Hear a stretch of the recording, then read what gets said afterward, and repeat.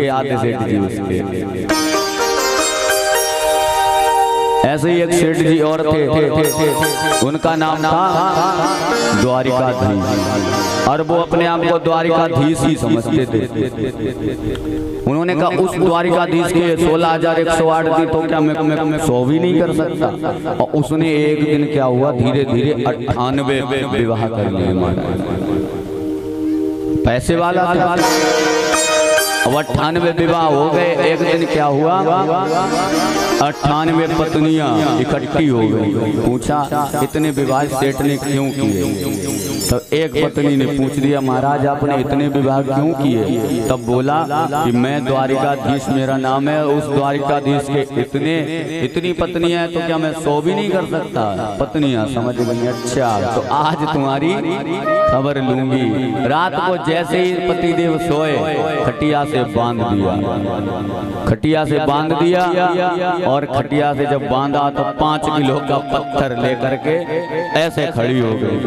और फिर जगाया, और जब जगाया तो पता क्या किया, जब जगाया तो जैसे ही सेठ जी ने देखा ऊपर 5 किलो का पत्थर, अरे अरे अरे अरे देवियों ये क्या कर रही हो, हटाओ हटाओ जल्दी, मर जाएंगे मर जाएंगे।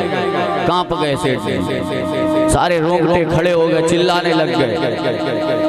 तो पत्नियां बोली, महाराज जब तुम द्वारिकाधीश की तरह इतने विवाह करने को तैयार हो, तो द्वारिकाधीश ने जब इतने विवाह किए तब तुम कह रहे हो कि हम 100 नहीं कर सकते। तो द्वारिकाधीश ने जब 7 वर्ष के थे तो गोवर्धन पर्वत 7 कोस का उठा लिया था। आप ये 5 किलो का पत्थर ही झेल के दिखाइए, उठा के दिखाइए। वो पत्थर धड़ाम से फेंक दिया नीचे, सेठ जी का गोविंदाय नमो नमः हो गया। तो महाराज एक ही पत्नी बहुत है, एक पत्नी कई लोगों पे नहीं स्टैंड होती है। बोले राधे राधे। और कई लोग कहते नहीं हम भी 2-3 कर, पहले एक को तो सही से पालन पोषण कर लो।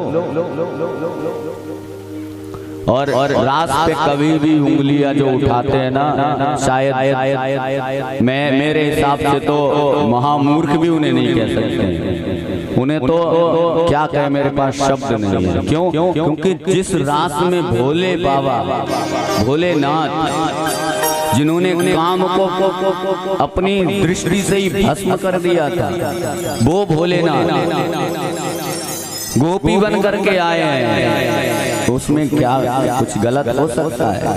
अरे यदि एक पिता अपनी जवान बेटी के